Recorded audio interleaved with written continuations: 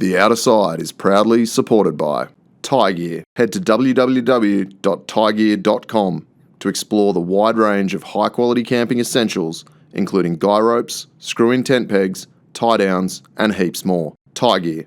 Adventure secured. Dog and Gun Coffee. Check out www.dogandguncoffee.com to grab yourself some bloody good coffee ready for adventure. G'day and welcome to The Outer Side. I'm Tony, and in this episode I'm joined by John Ralley. John's a chef, a hunter and a fisho, and he's also the man behind Bush River Kitchen. John, welcome to the show, mate. Thanks for having me. All right, before we get started, I'm going to do the Fast Five, and I'm going to do this straight away because I always forget. I'm going to ask you 5 questions. You answer with the first thing that comes into your mind. What's your favourite place in the world? It's a hard one. They're not meant to be easy. Wow. Coral Sea? Nice. Because of the fishing? Yeah. Yeah, nice. Is it a Palmer or a Palmy? Palmer. Oh, but I use both as well, so... Oh, so you do a bit of spearfishing. What is the hardest fish to hunt? Probably like snapper or something along those lines. Really? Yeah. That I've had most problems with, I guess. Just wary? Yeah. Yeah. Okay. Favourite band or music artist? Go Sublime. What sort of music's that? Punk ska. Okay, nice. And what would you eat for your last meal? Probably some good venison mushrooms or something along those lines. Ooh, nice. I like it. All right, mate. So let's tell everyone a little bit of your story. So you're a trained chef, correct? Yeah. And did the outdoors stuff come first or the cooking come first? Outdoors. So how did you get into that stuff? Like, you're obviously right into your fishing and hunting. Yeah. Did you grow up doing that stuff? I grew up spearfishing with my old man. And we always, I think I was around 16. Guy I went to school with, we'd always go out to a property out Orange Way, where I was the other week. It was like an every Easter thing, where the boys catch up and would, being young and stupid, go get drunk and go shoot stuff. Yeah, of course. So was it hunting or was it shooting back then? Shooting back then. Yeah. Yeah, it wasn't hunting. Yeah. It was just having fun. Yeah, right. And a bit of like pest control, culling sort of stuff? Yeah, and I guess the food came from there. Yep. So you were always eating it? Like back then, yeah. Well, just be rough and, just throw it on fire and just do stupid shit, but yeah. Yeah, young bloke stuff? Yeah, exactly. Yeah, nice. And then what about fishing? Is that something, again, that you've done since you were young? Yeah, so that's mainly what I've been doing, yeah. Fishing, spearfishing. And you said your dad was into it, is that right? Yeah, he got me into diving, spearfishing. Yeah, okay. And then from there, I just kind of, I guess I progressed and started, got to meet the right people and just went on a lot of trips and travelled everywhere to do it. Yeah, so, nice. And are you from Sydney originally? Do you know the Wallandilly, Southern Highlands? I do, very well. I grew up around there. Yeah, nice. So for spearing, what are you, like Wollongong sort of Wollongong area? was it. Yeah. At that point, my dad was living at Foster, so we'd always go dive a lot in the estuaries and go shoot flathead and all that sort of stuff. Yeah, true. Yeah. So now I'm definitely not educated spear fisherman. So is there much in the way of estuary spearing that goes on? Because I always think of like inshore. There are zones in Foster that you are allowed to spearfish. Yeah, and I think it's one of the only estuaries that I know of that allow it. So in Wallace Lake? Yeah. Yeah, and true. Like you can dive through all the oyster leases and all that sort of stuff. Yeah, because I was under the impression that because you can't spear in Sydney Harbour, right? Yep. You can? Yep. Again, zones, not in the way of ferries and that sort of stuff. But yeah, grew up in Sydney. Well, the last 13 years we've been in Sydney, so we get we used to lobster dive in Sydney Harbour. Really? Yeah. Yeah, right. Because as I said, I've always sort of thought of spearfishing as like the inshore, rock hopping and then fads and that sort of stuff. So with the spearfishing stuff, I'm really interested in this because I want to get into it. Yep. And I mean, I've done some, hand spear stuff and real shallow water, but I'm doing a lot of work at the moment about breath holds, right? Yep. And breath work. So you started pretty young. Did it come pretty naturally to you or not? Not really. Like the diving deep and the equalizer and all that. No, I again did a bit of training and was shown by other people that I dove with, so I learned a bit that way. But yeah, it's still a lot of effort to actually get to that depth and equalise properly. And a lot of practice. And right? I guess if you don't practice as much or you're not in the water all the time, you kind of lose it a bit. Yeah, so right. Hard to get back sometimes. And would you say it's more like a mental or a physical skill? Mental. Yeah, a lot of it's mental. I think your body can handle it. You just got to push it to that point. Yeah. And I think, a lot of it's... Yeah, it's that feeling like, I need to breathe, but you actually don't. Nah, exactly. Yeah. It's quite fascinating. And I think for me, I like doing stuff that's hard. Yeah. So like, for me, it's the challenge of trying to push myself. And obviously, doing a lot of line fishing, it can be very frustrating when a spearo hops out with a massive fish and you've been sitting there and you're like, oh, great, I haven't turned a reel all morning. Yeah. So there's a bit of an aspect to hunting rather than... That's why I enjoy it more. I get a bit bored with the rod. Yeah. I do a little bit of line fishing, but I lose interest real quick. Yeah. And you're like, what am I doing? Yeah. And so from the shooting when you were younger and, doing just boy stuff, progressing into, I guess, more considered hunting. Yeah. What was the driver for that? Was it food? Yeah, I guess it was. As I said, I started in a bakery patisserie, but I was always hunting from there. Did my apprenticeship and then moved on to restaurants and that sort of stuff, and went and moved to England and all that sort of stuff. Oh, true. Went and worked over there, and when I got back, sorry, it's all right. It happens. Yeah, so I moved to England. Was there for 6 years or something. And as soon as I got back, I was like, I want to get all my own stuff, my gear, and just start it again, get back into it. Did you do any hunting in England? I did a bit of fishing and spearfishing, but never hunted over there. Spearfishing in England? Yeah, it was cold. I was going to say... I lived down in Cornwall for a bit. Oh, yeah, okay. So I was down there for about a year or two. And that's like a fishing town, isn't it? Yeah, it was all commercial, like lobster, and so I went out on a commercial boat a few times, working in restaurants, and it was great place. Yeah. If the weather was good, you'd kind of stay there, but it wasn't. Well, it's like Melbourne, right? Yeah. Very good. So, like, as you progress through with your food career, let's talk a little bit more about that. So, you said you did your apprenticeship in a bakery? Yeah, in the Southern Highlands. Yeah, right. And forgive my ignorance here, but to become a chef and a baker, they're two different pursuits, are they not? Baker, pastry chef. That's how I studied. Yep. And then I guess I never really studied as a chef. But as soon as I finished my apprenticeship, I went straight to London and worked in restaurants. Yeah, okay. And on pastry, but then you start learning everything and move around. Yeah, okay. And so you just learn via doing it, right? Yeah. Yeah, Kitchen's kitchen, I think. Definitely. Well, not this particular one that we're sitting in. This is pretty cool as far as kitchens go. Yeah, that's why I like it. Yeah. And I mean, this is, definitely what drew me to having you on the show is the hunting and the fishing is definitely of interest, but the fact that you choose to cook outdoors, I think is so cool. Yeah. So talk me through the progression, like from commercial kitchens to now doing what you're doing here. How did that sort of come about? I guess I was always camping and cooking outdoors as well. Like when we're out and about, we'd always cooking over fire and that sort of stuff. So eventually it just kind of progressed to this, what I love to do, being outdoors and cooking over fire. Yeah, it's and again, it's more challenging, right?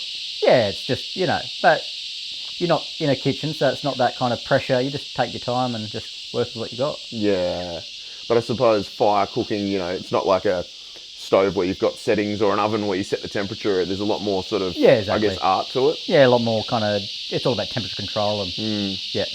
I do use a thermometer here and there. Oh yeah. For my, if I'm doing bread and all that sort of stuff. Yeah, like a probe thermometer or something. A little, just to see how hot it is. Oh. One of the Bunnings. Oh yeah, right. Yeah. Yeah, that's fair enough. But for cooking meat and all that, it's just touch and feel. Yeah, really. Yeah. I think everyone kind of went away from that and kind of started, sous vide everything and, overcomplicating things. Yeah. But it's great. It's another technique, but just back to basics. Yeah. It's interesting you say that because I've been right into, I love cooking as well, but I've been right into smoking meat and stuff for probably 15 odd years, maybe longer. And it's funny because I've watched that kind of progression, and now, it's like sous vides and all this like technology, and it's it seems to be sort of getting away from what I think it's going back. The essence of it? I think it's going back though. You reckon? Yeah, definitely. Just like more so touch and gut feel, right? Yeah. That's how those people learn. Yeah, and I think that's the beauty of it, like, I mean, I love cooking in camp ovens, and it's like, you don't know how hot it is, you figure it out, you burn a few things. We've all burnt plenty of things in camp ovens. Yep. I've only just recently reverse seared a kilo of Wagyu, a prime rib, and had it really nice, and went to sear it and then dropped it in the fire and like coated it in dirt. Just chuck it straight on the coal, it's fine. Yeah, dust it off. Brilliant. Yeah, it was pretty gritty, to be honest. But yeah, after a couple of hours you go, well, we've come this far, we might as well eat it. Oh, definitely. But I think that's part of the beauty of it, right? Yeah. Like, it is a bit rugged and a bit rough, and there might be a bit of crusty burnt bits on it, but that sort of adds to all of part of it. Yeah. So you mentioned before we started filming that you do some training, like you do courses for people, and you... So here I'm doing mainly lunches. Okay. And I do a lot of off-site catering as well. Yeah, okay. Like fire catering and other bits and pieces. And I was doing some sourdough courses back when I first started. Yeah, right. A couple of cooking classes here and there. But people just hit me up, I'll do whatever. Yeah, nice. That's pretty good. So you just kind of, you just do whatever if it's... Open for anything. Yeah, nice. And so when you say lunches, what, you get people to come here and and they hang out and you cook for them? Yeah. So the first lunch I did here was with Andrew, the board chef. Yep. So yeah, we had 10 people up the top here, and we just cooked over fire. We just designed a menu, all hunted, gathered, everything that we kind of collect. And that's what I kind of want to promote. It's all, not real legal, but hey, this is what we do. And it's promoting the wild game. Mate, I think there should be more of it. And, when I sat down with Andrew last year to have a chat, that was all we spoke about, about provenance of food and people understanding where their food comes from. And, something I'm really passionate about. But I feel like it's something that we've just lost as a society, right? Yeah, as I said, Australia's classifying everything as pests and trying to poison it. Yeah. Which we could be utilising a lot of it. Yeah. So it's quite bizarre, isn't it? Like, things like deer, yes, they're an introduced invasive pest species, but then they're also called a game animal here. They were. They got taken off the list in New South Wales maybe 7 years ago. Really? Yeah. So there's no seasons anymore. They were actually classified as a game animal. Really? And there were seasons for them. So why is it then? They got taken off and classified as a feral pest. Only 7, or maybe a bit longer than that. It could have been a while back. So what's that? So that parks can justify shooting them from a helicopter? Same as everything else they do, to justify things. Tasmania's the only place that have seasons now. Really? There might be another state, but Tasmania is very... Because that's interesting. I was just thinking from a state forest perspective, right? We've got a restricted game licence. What is the game then if it's all pest species? Yeah, I don't know in the state forest at the moment. Yeah. But that's interesting. Have to double check that one.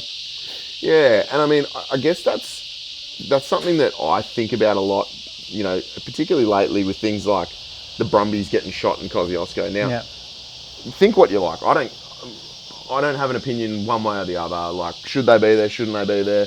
If we want to be really clear about them, they weren't here before colonisation, so they're an introduced pest, right?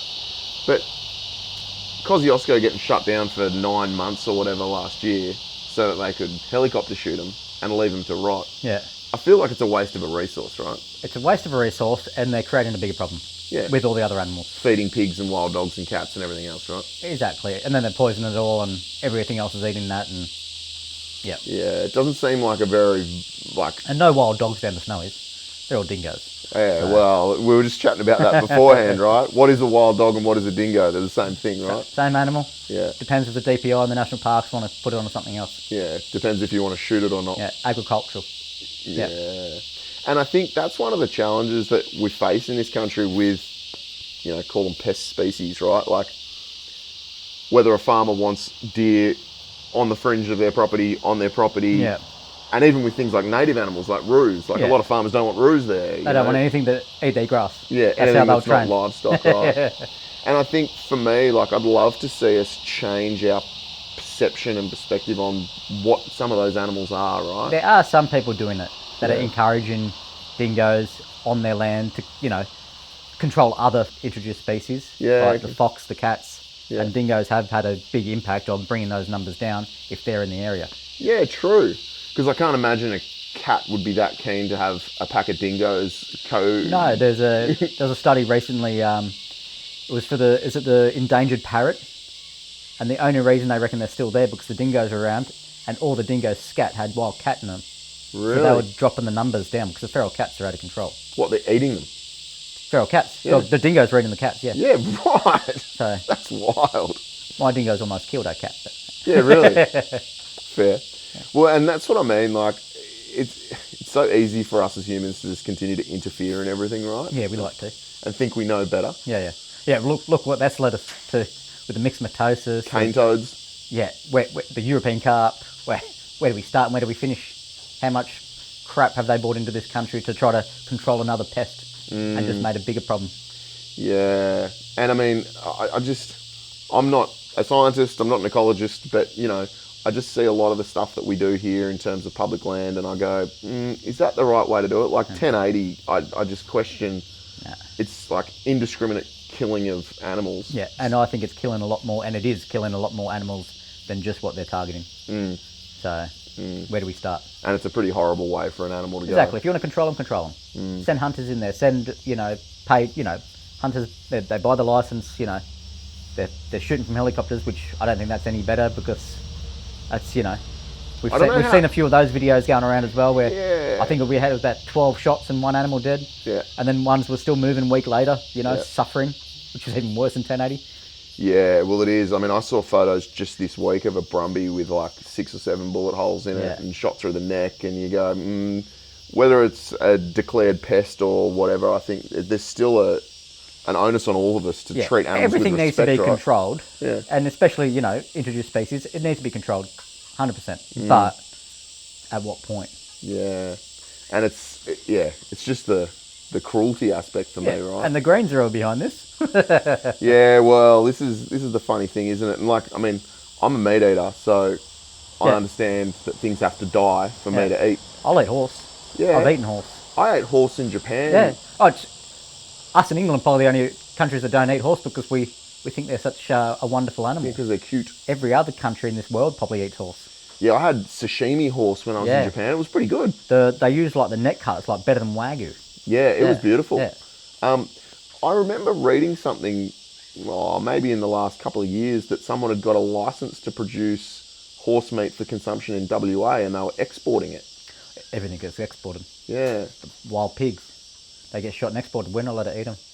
They tell us it's got disease, it's got this, which some of them do. Yeah. But I guess it's where you're hunting and you've got to be aware of that situation. But we export it all. We export a lot of our stuff.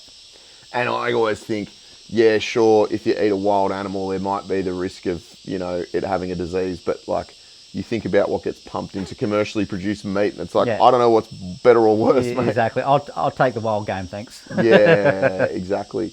They want naturally organic, can't beat it. And that's the thing, like, and Andrew and I spoke about that a lot when we sat down for a chat, like, one side of it is the health benefits of eating wild game, like being leaner meat and, being fully organic and no antibiotics and all that sort of stuff. But I think the other part of it is like the cruelty aspect, right? Yeah.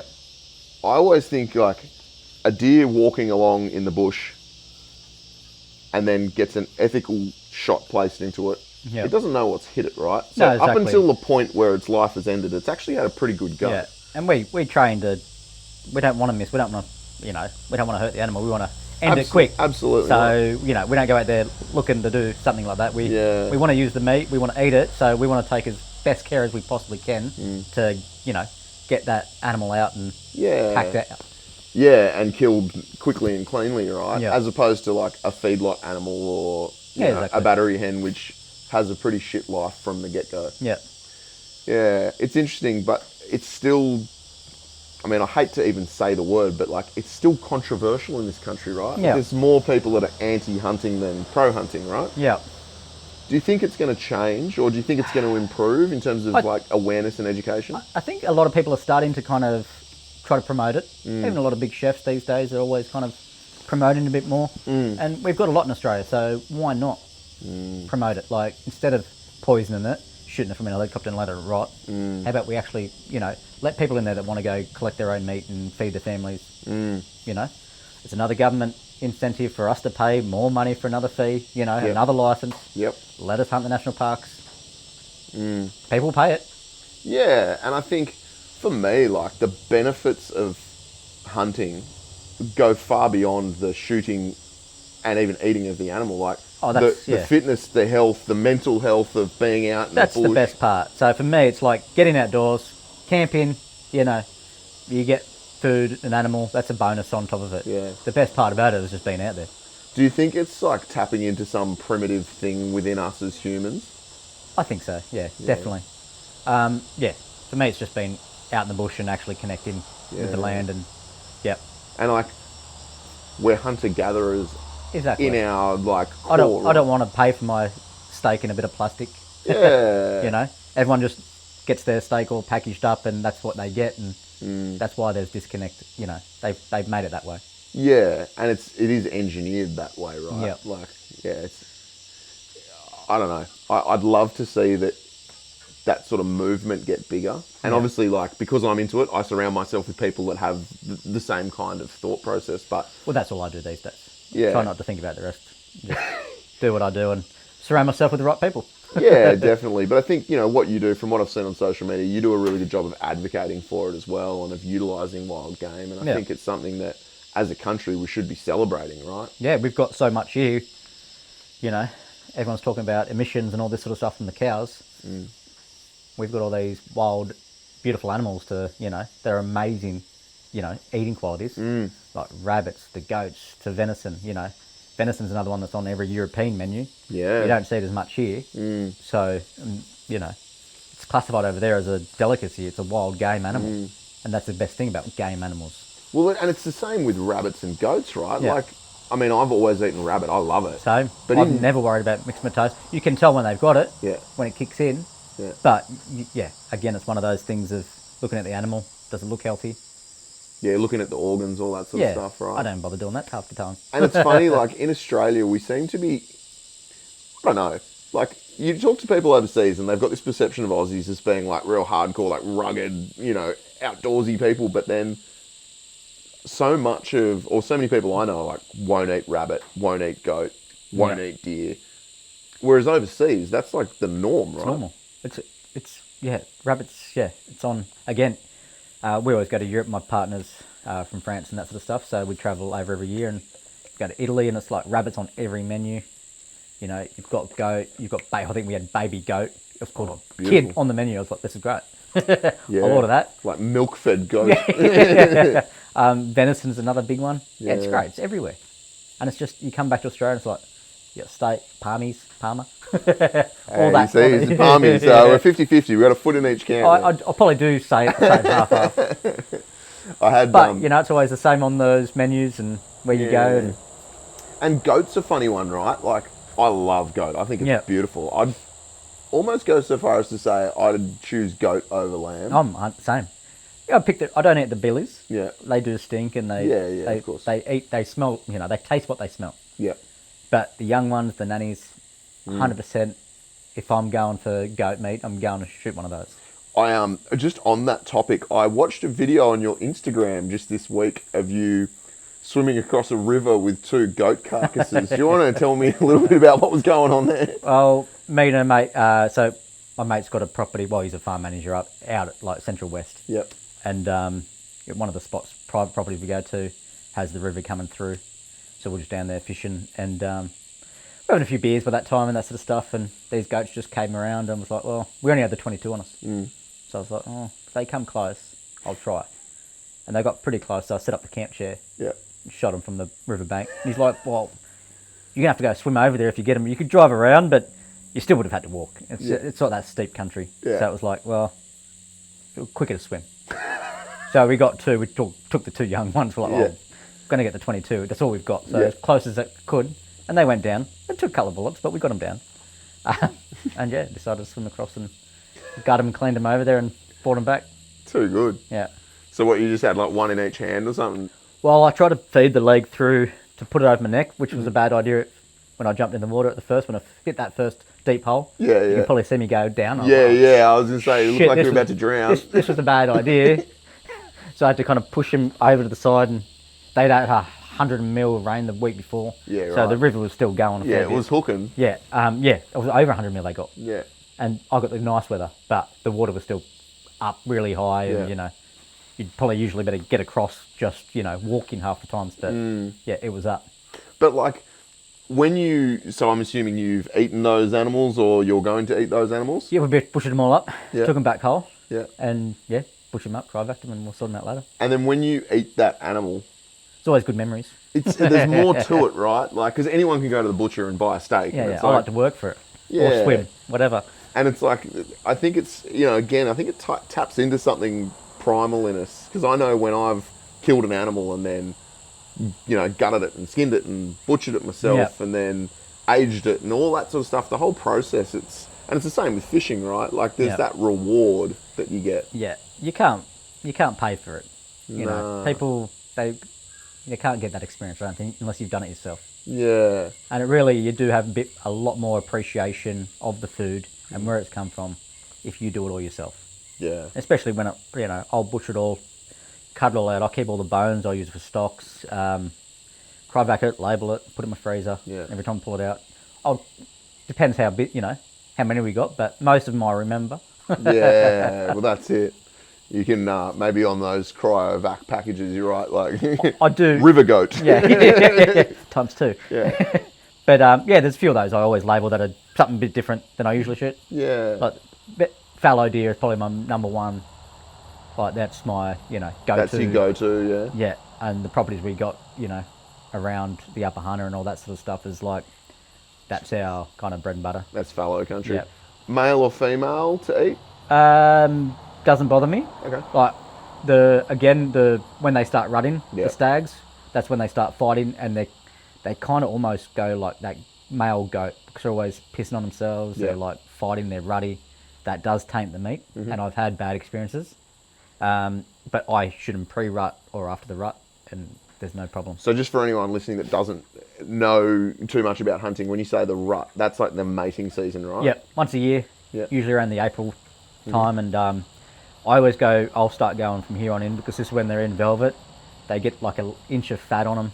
They've been just fattening up when they've lost their antlers, and they're getting their weight back on to grow the antlers and getting in condition to breed. Yeah, right. And that's when they pretty much bring themselves after they start fighting almost to nothing, skin and bones. They get all emaciated and stuff. Some of them don't even survive. Yeah, so right. They just go that hard for a month plus just fighting and mating. They don't even eat. Yeah, really. So they lose all their condition. They just get that, you can smell them. Yeah. And they're an animal. Yeah, well they are an animal, right? So when you say they got an inch of fat on them, do you eat or use the fat off deer? I do. I render it down and I use it. Yeah. I've got some in my freezer and I've actually pulled out some for my cooking class tonight. So you make like tallow out of it? Yeah. Right. And I've even I had one the other day. The backstrap I've got, it's got about that much fat on it. So I just render all that down, cook the backstrap, and it's like lamb. Yeah, because there's a lot of like weird perceptions in Australia. Like you read the hunting community 100%. Pages, and they're like, as if you'd eat a wild pig, or you can't eat the fat on them, or you can't eat a male deer, or you can't do this, or you can't do that. Yeah. But I think I've busted every one of those myths. Yeah, and you don't know until you try it. And half those people preaching this crap, they haven't tried it. Yeah, I bet they haven't, or don't know how to cook. Exactly. Yeah, and that's something really interesting. I had another guest on the show last year, Khadija Assad, and she does a lot of hunting, and she's of Lebanese background, and she was saying like, she goes, all these meats that people say are no good to eat, she goes, they just don't know how to cook them properly, like it's about working with the right flavours, and if they're, if it's a male goat or it's, and she eats male goats, she said if it's a bit strong, like you use flavours to overcome that's it. the good thing about them, like, they've always got like the spice mix and all that, which her food looks amazing. Her food is amazing. She did like I'm waiting for an invitation. Mate, she's got a cracking little property. I won't say where it is, but she's got a little hunting block. Yeah, I've seen that, yeah. My wife and I went down there and she made this like Lebanese banquet for lunch. Mate, it was off tap, hey. Yeah. She's she's a really inspirational woman actually, and again another really big advocate for not only ethical hunting, but utilising the food. Yep. And she was saying like she's fed all 4 of her kids game meat since they were born, pretty much. Yeah. And funnily enough, they all love eating game meat. Right? Well, that's one of those things. Australia's been brought up with lamb and beef. Yeah. Yeah, that's it. Or, everyone that just eats chicken. Yeah, yeah. Which I think chicken is one of the most horrible things. I don't know. Just I used to eat a lot of it too, but it's Yeah. like, the more you buy, it's just Yeah. It's, I mean, I eat a lot of chicken, but like, in terms of ethics, yeah. when you see those chicken trucks go past with like a couple of thousand there's birds jammed Plenty in up the road here, Mangrove Mountain. yeah. You see them jammed in a truck and you go, oh. I always think Even about... jammed in the packages with all the water, just yeah. just gone off it a bit. Yeah. Well, interestingly, Andrew was saying that he eats a lot of rooster. Yep. Well, I eat my roosters, and I got a few chickens, and Do ya? I probably eat most of mine. Or there's a couple of good, really regenerative farmers that are doing an amazing job with their chickens. So, yeah. Yeah, right. And in terms of eating with a rooster versus a chicken, do you think there's a noticeable difference? I guess it's just what we've been brought up with as well. There is a bit of a difference, a bit more of a flavour, but I like that, and I don't let them get too old, the roosters. Yeah. 8 months. When they start to crow, that's when we tend to get rid of them. Knock them, Yeah. So I've got a few on the cards at the moment. Yeah, just right. waiting for them to get mature a bit more. Yeah. I've eaten rooster overseas, and I actually thought it was really... Well, a lot of it's rooster as well. They get overseas. I thought it was really good. I've eaten it in Thailand, Yeah. and what was interesting about the particular rooster I ate, like, you could see where it had come from because there was roosters pecking around in the place we were, but they fed them a lot of corn. Yep. And the flesh was like Yellow, and the skin was like real dark yellow, and the flavour was amazing. Yeah. It is different. You go to a lot of the butchers in like France and all that, and they presented them whole. With the rooster. It's a rooster. You can see it. Yeah. And they're presented like that, and it's beautiful. They just take so much pride in their, how they present a chicken. So Australia, it's marketed as a rooster. Well, yeah, it's definitely a rooster. So yeah, Australia, it's all been butchered, packaged. You don't know what it is. It's very clinical, isn't it? Yeah. Yeah. And it's funny, like, I've just got back from Thailand. I was there a week ago, and like, we're walking through one of the big, like, I guess you call it like a hawker market, like street food markets, and there's like you're saying, there's like a whole chicken there. It's still got the neck and the head on it, and my wife's like, oh, that's a bit gnarly, and I'm like, well, that's the reality of the food item, right? Like, it is a chicken, or is a chicken. Yeah. It's it's interesting. So when you say you've got roosters here, like, you process them yourself, so it's start to finish for you. And unless someone wants a rooster, it's usually going in my freezer. I definitely do not want a rooster. But so you've got chickens here. I'm assuming you eat their eggs. 100%. Love them. That's all I got them for mainly. Yeah. So the roosters are like a handy byproduct. Yeah, and I always like to have a rooster there if I want new young ones. Yeah. So I got a whole bunch that are probably maybe 4 months old, maybe now. Yeah, right. So that's pretty cool, eh? You always got to have some fresh hens coming through to keep laying those eggs. Yeah, because they stop after a while, don't they? Yeah. I've got a couple that are about 3+ years old, so I've got a whole bunch of new ones coming through, so that'd be good for next season.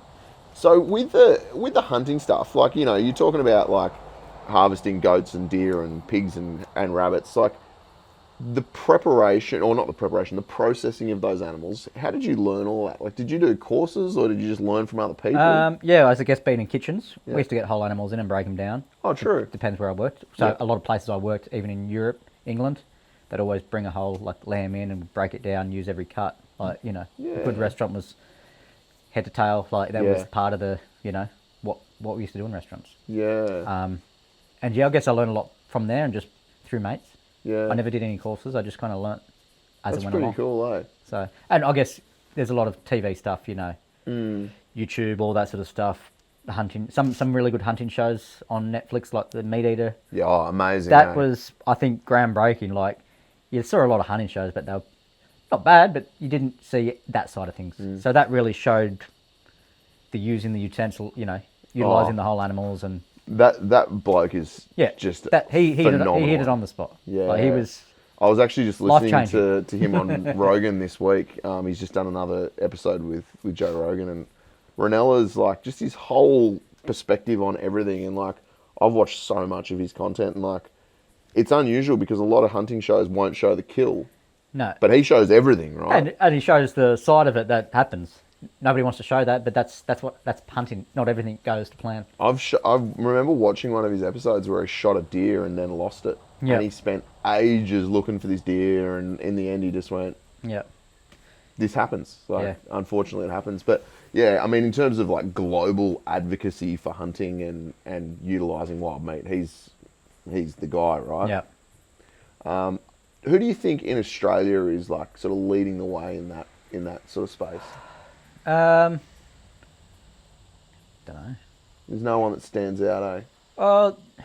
Ross has done a bit. Ross O'Meara. He's brought out the book and all that, the wild game book. He's always, done hunting from a young age, and he's promotes it. Always has. Which we got a thing next week. The meet and greet down in Victoria. Oh yeah. Yep. So we're doing a little cook up. Andrew's going to be there as well. Yeah, cool. So yeah, we're just going to be cooking wild game for everyone that comes that wants to learn about hunting or be part of the hunting community. Yeah. So it should be quite a good little gathering. Yeah, that's awesome, hey. And I know, like, when I was talking to Andrew, because he does obviously the wild deer harvesting courses, and he was talking about, like, getting people to eat things that they wouldn't normally eat, like eating the livers, eating the kidneys, and showing them how to prepare it. And they're going, oh, no, I wouldn't eat that. And then he gives it to them, and they go, oh, that's actually really good. Yeah. And I think a lot of it, when it comes to wild game consumption, is the thought of it weirds people out, right? Yeah. But that's another thing, I guess. Europe, like, we don't eat a lot of offal here, but you go overseas, offal's, it's always been around. They've always utilised it. Yeah. Australia's just... Pretty much everywhere in the world, right? Well, yeah, not everywhere, but, I know in the East, like, all through Asia, like, offal's just normal, right? Yeah. Do you eat it all? I do, yeah. Yeah. I eat the hearts, the liver. I try to keep all the fat lacing, the core fat. Oh, yeah. Or lace fat, as how you want to call it. They're the main parts I eat. What do you use the caul fat for? Wrapping stuff in. Yeah, true. So I'll make terrines, or I'll, you can do like meatballs and wrap them in there. And so what animals are you pulling them off? Like off deer? Mostly deer, bit bigger animal, you get a bit more out of it. Yeah, right. Yeah.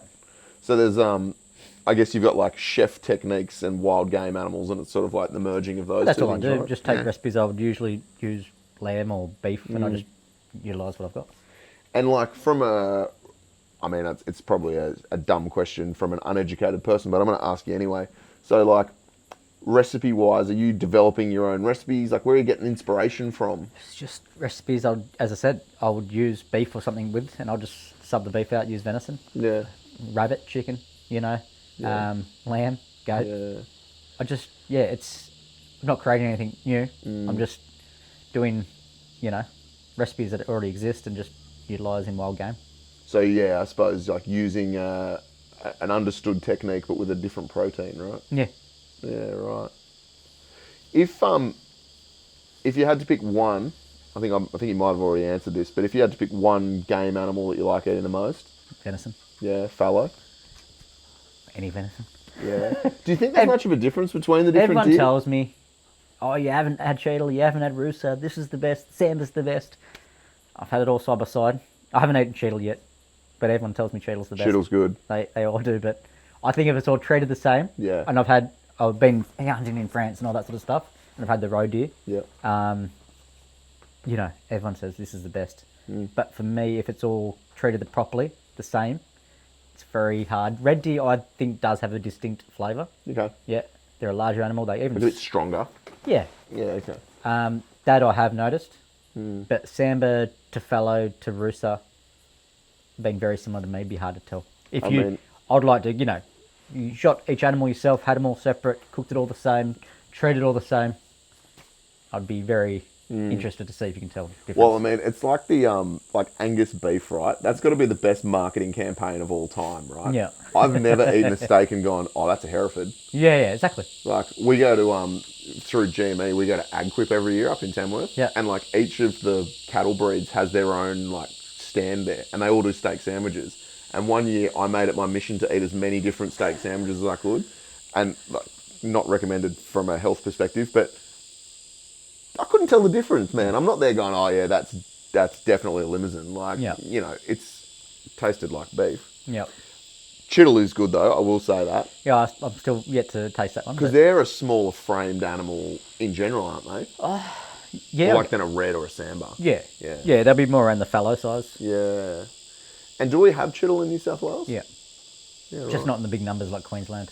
Yeah, okay. Yeah, Because they've got they tend quite to thrive up there a bit more. Yeah, interesting, hey? Yeah, they've got them in small pockets. And yeah, So when you said roe deer in Europe, do we not have them here? not in Australia, no. Yeah, right. We've got hog, Yeah. but the roe deer is like a little European, So smaller again. smaller again. And the hog deer is like, that's Like only size of in a sheep. one place, is it? No, there's a few around again. There's like I think there's the island. Yeah, that's on the ballot? Yeah, Is that one? Yeah, that's that one. Yeah. But they're around Victoria, and there's a few spots that have little pockets of them as well. So, do you think that it will change in terms of like our perspective on deer in this country? I think a lot. Not our perspective, Yeah, but the general. a lot of people are pushing it more now. So, yeah, and there are a lot of good companies out there that are doing wild shot venison for human consumption that you can buy. Yeah, true. Yeah, I can name a few. So yeah, there's quite a few out there. Victoria, Byron. Yeah, okay. Yep. So what, they've gone and got a license to shoot and process for consumption? Yep. Yeah, there's quite a few people doing it now. Yeah, right. I know, it was really interesting to me. I'm going back a long time ago now, maybe 20 years ago. I decided I wanted to cook a rabbit. And at the time, I didn't have a gun license, and I didn't have anyone that I knew who was shooting rabbits on the regular. So I went and bought one. $40 a rabbit or something? $40 for a rabbit. Yeah. And I couldn't believe it. I'm like, isn't this thing a pest? And we're poisoning them and trapping them and shooting them. But yeah, you want to charge us that much for a pest? Yeah. They're happy to charge us, but they don't want us to go get them ourselves. It spun me out, hey. It was like, why is this so expensive? But it was a wild rabbit that I bought. There's people out there with licenses that do it. Yeah. It's like back to pippies and that sort of stuff on the beach. We're not allowed to take them from New South Wales beaches 50 metres. We're not allowed to consume them. They're not for human consumption. But yet they're commercially hit the same beaches. Yeah. We go on to get them. I don't know, It's all money, isn't it? It's all money. Well, yeah, so probably a good segue from the land to the ocean then. So with your fishing, what's your driving force behind fishing? Is it, if you're spearing, I'm guessing it's for food. Yeah. Because you pull the trigger, you're killing the animal. Was it, when you say you did some line fishing, have you ever fished for sport or not? Or has it always been for food? Food. Yeah. Yeah, depends what you want to call sport. It's like hunting, I guess. People sometimes they call it sport. It's not. It's not a sport to me. It's more of a living. I don't feel like, well, I don't know. I don't want to upset any hunters out there, but I understand, trophy hunting. It's not for me, but I understand why people do it. But yeah, I never really think about hunting as being a sport because you're killing the animal. Yeah, that's a hard one as well. Yeah, people, they want to say it's trophy hunting or whatever you want to call it, but at the end of the day, we're all out there trying to get whatever. And if a trophy walks in front of it, I'm dropping it too. Yeah, and don't get me wrong. I can see you've got an amazing head up there. I can't say much here, but it never started that way, but it did progress that way at the end of it. Yeah, but so for example, that head up there, that's a big old deer. We ate the tenderloins, so I went for a paid hunt in New Zealand. Oh yeah. Just when COVID hit, and we ate the tenderloins, and then he processes the meat, gives it to the butcher, which they're allowed to do that in New Zealand. Yeah, right. It's not allowed here. Yep. And then the butcher processes it all for him, repackages it at a cost, and gives it back to him all butchered up, sausages, salamis. It's amazing. And wow. Australia, not allowed that. It's only across the water. But yeah, that was a trophy hunt. So that's a red. That's a red deer, yeah. Yeah, okay. And I'm not an expert on it, but that looks like a pretty good one to me. Yeah, pretty happy with it. Yeah, good. So when we talk fishing then, and spear fishing, what are you chasing predominantly? Are you like a seasonal spearo? Depends what time of year. Yeah. Yeah, especially like, New South Wales, we wait for those waters to warm up, so we get the pelagics, and we're after pelagics. Yep. But saying that, if I'm after pelagics, nothing's happening, I'll go shoot a reef fish. Yeah. Just to get something for food. I've seen you've had a few bonito on your Instagram. Yeah, recently. I love bonito, and it's another fish that people, well, that's bait or so on. Bonito's amazing. I rate it over kingfish. Sashimi. I agree with you, but we need to stop telling people. Yeah, no, they're going to start eating. Yeah. But there's no shortage of bonito. No, there isn't. So many numbers. Although this year there seems to be a bit of a shortage in my local area. I was fishing this morning actually. Got a couple of frigate mackerel and a couple of tailor, but I had maybe 2 weeks of good bonito run maybe a month ago, and then they just haven't been around in the numbers that they were last year. But then off Sydney, they're getting heaps of them. I think they go out deeper as well. Yeah. Yeah. So yeah, I dove in Sydney for the last 13 years, and Yeah. that was our staple, bonito and kingfish. Mate, bonito is fantastic. And it's so interesting to see, like, well, it's like a lot of things in Australia, right? Like, so how long was squid considered bait? Yeah. And then the I used Greeks... to go out and just shoot squid in Bondi sometimes. Yeah, and then the Greek immigration sort of influx, and they're like, that's food, not bait. Yeah, yeah. I mean, fresh squid is one of the best things in the world to eat, in my opinion. Yeah, yeah. But it's the same with bonito, right? And like, I'm on the Central Coast, and even some of the old fellas that are getting It's a very around, old school mentality, as most things in Australia. yeah, It's always an old school mentality. They'll tell you, can't eat that, that's shit, that's bait. We've been brought up like that. Even with wild game, I guess it's the same. Well, I've had a few instances where they see me like bleeding them and pulling the gills out of them, and like, what are you doing that for? I'm like, because I'm going to eat it raw, and they're like, what? That's cat food. It's like, mate, this is like one of the greatest fish to eat, in my opinion. Yeah. Especially when it's aged a little bit. I aged mine 6 or 7 days last time. That was over Christmas. Yeah. And it was phenomenal. Have you got a dedicated aging system, or are you using an old fridge? I got an old fridge. Yeah. Yeah. I even aged it half in the fridge and the half in the esky, just on a rack, just so it wouldn't get like you don't want any moisture or anything. So just something up off the. You want the air to circulate under there. Yeah. Just so it doesn't. Once it gets wet, and it starts getting mushy. Yeah. If you keep it out of the liquid and just get a nice temperature, that's when the skin it kind of firms up. Yeah, it's amazing. Hey, I had a really, really deep conversation about this with Andrew about aging meat and fish. Yep. And it was interesting because he was saying he started with aging meat and then started aging fish. Yep. But for me, I went the opposite way. I started with fish. Yeah, okay. And I've got like an old fridge in my garage that I've gutted, and I've got racks in there with hooks. Yep. And it's amazing the difference in the texture of the fish when you age it. Yeah. And it's what I'm experimenting with at the moment, and hopefully this doesn't kill me, is how far you can push it. There's a guy on Instagram I have to show you his account. It's pretty much covered in fur and mould, and he's dissected and eaten them, and it's amazing. So you can push it pretty far, like over months old. They're covered in mould. It's crazy. Because and again, it's that whole thing of like what you're brought up with and the perception. It's a good mould and bad mould. yeah, exactly, right? Yeah.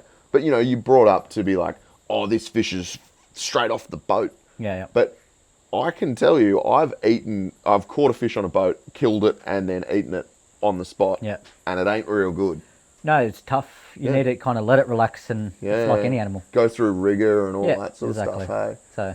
And I think it's so, for someone that's into food and is into collecting their own food, I'm really enjoying seeing like that become more talked about, like the care of the animal, bleeding fish, like, all the little things that add up to making it a really amazing protein. Right? Yeah. Yeah, all the deer I'll hang minimum 2 weeks. Yeah, okay. I'll just hang them, depends how I butcher it out, if I bring them back whole or butcher them out in the field, and then I'll bring back, in parts and just age them. In the fridge? Yep. Yeah. Yeah, 2 weeks, just hang them on hooks. Yeah, right. Yeah, I've kind of cut things and put hooks in the fridge and hang them where I can. I've got a pretty ghetto or setup in my fridge. Or if not, again, just use a little rack. If you've just got a normal fridge, just keep it up so it doesn't get too much moisture. Yeah. Or people are wet aging now. So I butcher it all, get it into my cuts, and then I just cryovac it, age it for a week, change the bag, age it for another week. Yeah. You can do it that way as well. That's an interesting one, hey. I had to do a little bit of readjusting in terms of my thought process with wet aging, because when you pull meat out of a cryo, it can have that smell to it. Yeah, it goes away. Like if you take it out of the cryo and then wipe it down and leave it out for like an hour, it smells fine again, right? Talking about mould, like some of the deer I've aged, have been covered in mould. Cut it off. It's tender as.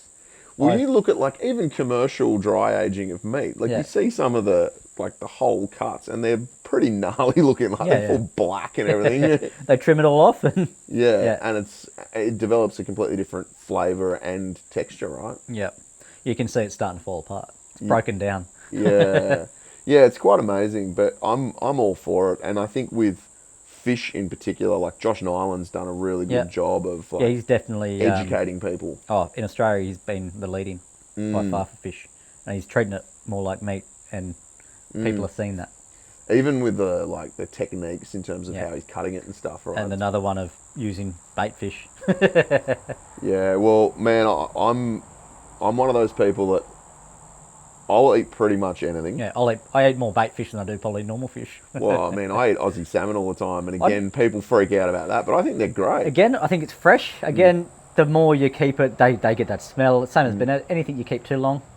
But if it's treated properly, it doesn't. Cut all the blood out of it. It's only when it's in a bit of a wet liquid, is when it starts kind of going mush, and you smell it. It does start smelling of bait if you treat it wrongly. Yeah, and it's like, even in the rock fishing community, right? Again, like the old boys, it's like keeper nets, keeping fish alive, stressing out in a keeper net, getting smashed around in the rocks, or throwing them in a rock pool. I'm like, boys, there's a better way. And then you put your hand in the rock pool and it's like 35-degree water with some dirty slime in it. But still moving slightly. Yeah, it's like the way that you treat the food from when its life ends to when you eat it makes all the difference, right? Yep. So what else are you doing, like in terms of, you mentioned bonito and pelagics, but reef fish, have you got a favourite fish to eat? Probably goatfish. Out like New South Wales for us is a goatie. Yeah, okay. Yeah, I think they're kind of a little prize one for me. Because they eat all the crustaceans, so they have that crabby kind of lobster taste. Yeah, right. Like a rock cod. Red rock cod. Oh, the red rockies, scorpion fish. Yep, yeah. Another good one. Yeah. If I see them, I'm shooting them. Yeah. They're commonly known as poor man's lobster, right? That's it. Is a goatfish something that's like commercially harvested or not? I think, yeah. Yeah, right. I've seen them for sale, yeah. So how would they be getting them? Like what? Haul netting them or something? Don't know. Yeah, right.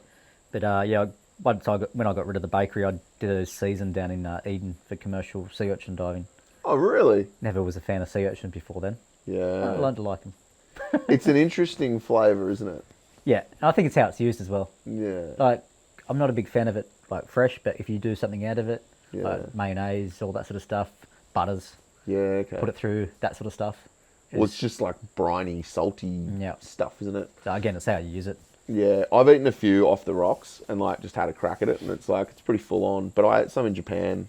I think it was last year, the year before, and it was beautiful. Yeah. But again, it was the way that it was treated, right? Exactly. Yeah. It's an interesting. Is it a protein? I don't even know. I guess it's a protein. Yeah.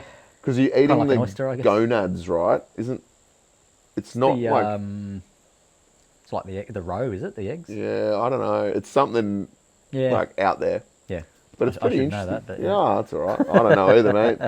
We're not. This is not scientific advice we're providing here.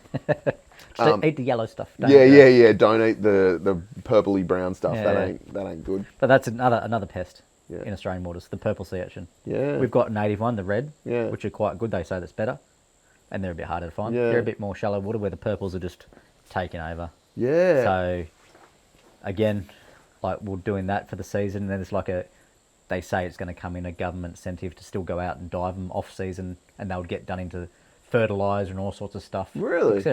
There's millions of them. But you can still eat the roe out of them or whatever? Yeah, depends on the season, because they spawn. Mm. When the water gets too warm, they spawn. Yeah. So the roe's not as good, the meat's not as good. Yeah, okay. So when you say that, and I've seen some of this, like with those sea urchins, like taking over reef systems, and like it just becomes barren, right? Yeah. And it's just like, so are they introduced, or? I don't 100% know. I'm sure there's been some sort of human interaction that's. I know caused the that reds problem, are right? like a native, so the purples must be. I don't know if they were introduced or they, Yeah. Guess it's one big ocean, isn't it? So what's introduced? Yeah, I don't know how far a sea urchin could swim. Do they swim? I guess they just walk? crawl along rocks. Yeah, I don't know. There's lots of questions. Yeah, it's a hard one. Yeah. So you've obviously got a beautiful place here in the bush. How often are you going out fishing? Like, I mean, you're not too far from the coast here. So we're just on the river here, so in the Hawkesbury. So I got a little tinny there. I just go out. I'll go fishing for flathead and I'll go for crabs. Yeah, okay. So I was out there the other week, and few muddies around. we've got a couple, Yeah. but heaps of blue swimmers. Really? Yeah. Up here. Well, I drive up a bit further. Yeah, okay. We go around a bit, but the blue swimmers do come back down here. Yeah. I think it's more drought, but we've had a lot of rain, so it all comes back to the dams. Yeah. They release water. That all comes back into these parts down here, so it kind of pushes the crabs back out towards the ocean. Yeah. So okay. And they're chasing. They're starting to come back now. Yeah. Yeah, good. Well, I mean, that's pretty cool, eh? Like where you are here, you've got your chickens and your roosters, and then you've got the river right there. I've got the local prawn trawler who brings me fresh prawns, so it's pretty good. Yeah, you're in a good spot then for what you're sort of doing. And yeah, it's not too far. If I want to go hunting, 2 hours. I'm trying to get a couple of local properties. Trying. But It's hard, eh? I've got a couple of contacts. I just got to chase them up. Yeah, I got a few mates who are like, yeah, come hunt my property, but it's like 7 hours away. And I'm like, it's not really. I can't just duck down there for a day or two, you know. Yeah, I think the closest one's probably about 2.5. That's not bad. Yeah. So what would be I mean, you don't have to give me a percentage, but like, do you buy meat or do you try and eat pretty much everything that you're harvesting yourself? Buy a few steaks here and there. I do still like a good steak. Yeah. And it's frowned upon to shoot them. yeah. Well, if the farmer wants me to, I'll do it. But, yeah. I've heard of some accidents happening. But... Oh, let's not go there. No, so yeah, I still do love a good steak. Like, and that's why I guess Australia's been brought up on it, the fat content. There's not a lot of fat in our deer. So, a lot of wild game doesn't have that fat content. So it is always good to have a good steak here and there, but I eat a lot of wild game. Yep. That's pretty good, eh? On a weekly basis. And how's your partner with it? She into it? Again, she's from Europe, so it's normal. That's normal for them. So she doesn't complain. Yeah. And I guess there's obviously a health benefit to it, but there's a cost benefit, I suppose, as well, right? Yeah, I got a chest freezer just dedicated to frozen meat. Yeah, that's pretty cool, eh? I also have a chest freezer, but it's dedicated to fish. Yeah. I don't do enough hunting to keep that stocked. But I had a little chest freezer. I had all my fish and lobsters in, but it's moved to meat now. And I mean, there's something like, I know when I've had heaps of like wild game in the freezer or heaps of fish, like it's a good feeling to know that you've got the protein there. Yeah. Like I don't know what it is. There's something in you, right? Yeah, you can just pull it out whenever you want. So, what do we have? Open the freezer. Take your pick. Yeah, and I'm sure that there's some like primal reason, like it feels good to have food available that you've got yourself. 100%. Yeah. When we talk fishing, you mentioned that you've done a lot of travel for spearing. Yep. So where have you been? I think the last trip we did was, where was it? We've done the Coral Sea. We've done the bunker group, all around there. The reefs, all from Queensland. Done down Tasmania. I've done Christmas Island. Tasmania. Yep.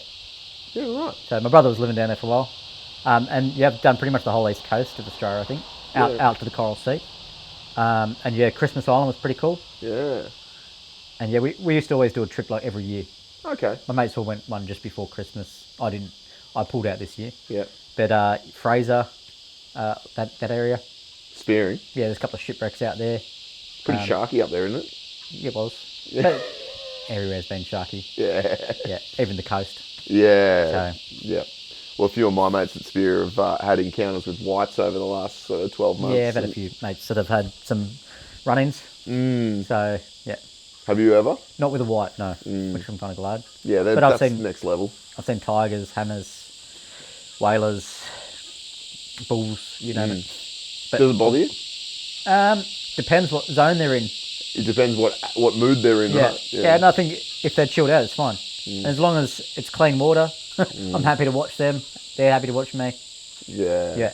But if they're in a feeding frenzy and, there's been a few of those, yeah. Things happen as well, where they've been, nipping at the fins, or the reef sharks, all that sort of stuff. Yeah. You start burling in the water, it's bad news. Yeah. So I suppose it's just like, it's something that you're aware of, but you're not necessarily scared of it. Yeah. Yeah. Yeah, as I said, it can change quite quickly, but it's just, I guess if you see something that kind of keen to eat something, you're just like, maybe I won't shoot that yet. Yeah. Well, I've been in a few of those positions. It was interesting this morning, like, as I said, I was fishing off the rocks, catching frigate mackerel, and then decided to have a swim. And I went out for a swim in the ocean in my usual spot, and it was murky as. Yeah. And I'm in like 6 meters of water, can't see the bottom, like can't see more than about a meter in front of me. And I'm like, I don't know if this is a good idea, I don't enjoy those situations. There's bait showering across the surface like 20 meters away. I know there's mackerel everywhere. I'm like, I should probably just like go back towards the shore, right? Yeah, I don't swim in the ocean much without a gun. Yeah, and I was going to ask, that's where I was sort of heading with it. Like, has spearing made you not fearful, but more respectful of what's in the ocean? 100%. Yeah. Yeah. So, As I said, I like clear water where I can see them, they can see me. Yeah. If it gets green, I don't mind diving in some parts. Yeah. But it's like, worry a bit more. You don't want surprises, right? Yeah. I want to see it. It's going to kill me. Just let me see it happen first. I don't know, man. Would you want to see a white coming towards you at high speed, or would you rather just... Well, I was in Bondi when that guy got attacked at Maroubra. Oh, yeah, Little Bay. And we dived there. That was one of our spots. We were there a couple of days before that. But it was a day that was dirty water. And he does these, cliff swims. And there's heaps of bait in the water, right? Well, it drops off and there's bloody bait there. It's a bait hole. Yeah. And it's like, mate, he was like a seal. Yeah, that was pretty gnarly. But he wouldn't have felt anything. He got chomped in half pretty quick. Yeah, I saw the video of that. That was quite confronting. I got it done about 15 minutes after it happened. Yeah. The mate sent it to me. I'm like, what the hell is happening? Yeah, I didn't want to see that, but it's like once you've seen it, you can't unsee it, right? Just going back on the travel. So you said those cicadas are really... They're kicking in now. They're warming up. Yeah. You've speared off Tasmania. Yeah. What were you chasing down there? We're going for crays mostly. We did the west coast and the east coast. But yeah, well, we're just camping, getting abalone, shooting flounder. Yep. There were a couple of whiting, that sort of stuff. And yeah, that was it. Been going for crays mainly. Yeah, they got a good cray fishery down there. They got the southern crays. Yeah. And they're a bit different, aren't they? Yeah, the eastern rocks we've got. So I think the southern's a meat eater as well, or is it a vegetarian? There's a lot of the tropical ones are vegetarian. Oh, really? And they say the Eastern Taste Better books it's a meat eater. But again, I don't know if I've ever eaten a bad lobster. No, exactly. That's what I was getting to. Put lobster in front of my face, it's fine. Yeah. Cook it over charcoal, it's good. Do you like the abs? Yeah, love them. Yeah. But again, I think it's what you do with them, how you treat them. Yeah. The abalone in Tasmania is just phenomenal. Yeah, they're big as well. Big and good. And I think, do you reckon there's a difference between cold water seafood and warm water seafood? Yeah, I think the colder stuff's better, eh? Yeah. Like I know in New Zealand, like that southern end, like bluff oysters and like the mussels that come from that colder water. Yeah, especially even like the oysters from the mid-north coast up to the south coast. I love the south coast oysters. Oh man, like just that clearer, cleaner water. Like Clyde River oysters, right? Like unbelievable. It's and I love the fact that, there's people like you and Andrew and lots of others that are so into the food side of it and that are constantly not only learning yourselves, but like helping to educate others. And I know just from looking at what you do on social media, there's definitely an educational side to it. You're showing people what can be done with it. Yeah. It's it's a really good thing, man. I think you should definitely keep it up. So where do you go from here? What's your sort of plans? Have you got anything that you haven't done that you want to do, or a cheetle hunt? A cheetle hunt, yeah. Well, you've got to try it, right? I've got a guy I've been speaking to, so we're going to try to organise that soon. Yeah. Okay. That's on my next list, I think. Yeah. I need to tick that off the list and say I've eaten cheetle and and then maybe you can be that guy. Maybe you'll be that guy that says, well, you need to try a cheetle. Yeah. And in terms of fishing, any boxes you haven't ticked that you want to... There's always a few on the list, like species I haven't shot. Yeah. A marlin would be good. Really? Yeah. Have you done much blue water stuff? Yeah, a lot of blue water stuff. All the trips we do are usually blue water stuff. Well, of course, like coral sea and that, yeah. I've lost dog-tooth tuna. Yeah. Haven't actually landed one. Lost a couple of really big ones at Christmas Island. Yeah. Haven't shot a wahoo. There's a lot of fish. So there's still a lot. There's still a lot on there. Yeah. It's just getting out and doing it. Yeah, well, it's all time, isn't it? Yep. And what about from like the work perspective and the cooking? Is there, have you got any plans there around what you want to do, or? I'm just happy doing this. Yeah. Yeah, I'm not out there to make $1 million. I want to do something I like and enjoy. Yeah. And in my own time. Yeah, I love that, mate. That's fantastic. Well, mate, I really appreciate you sitting down and chat with me. If people want to find out more about you, how's the best way to find you? It's all on Instagram at the moment. Yep. I'm working on a website and that sort of stuff. So until then, it's Bush River Kitchen. Yeah, sweet. Or my personal. Yeah, nice. Well, I'll put a link to your Instagram in the video description anyway. And yeah, mate, really appreciate it. Thanks for having me. Cheers, bud. And we will see all of you next time on the outer side. And hopefully there is less cicadas wherever I choose to shoot next. This is pretty less. Yeah, this is less. All right, see ya.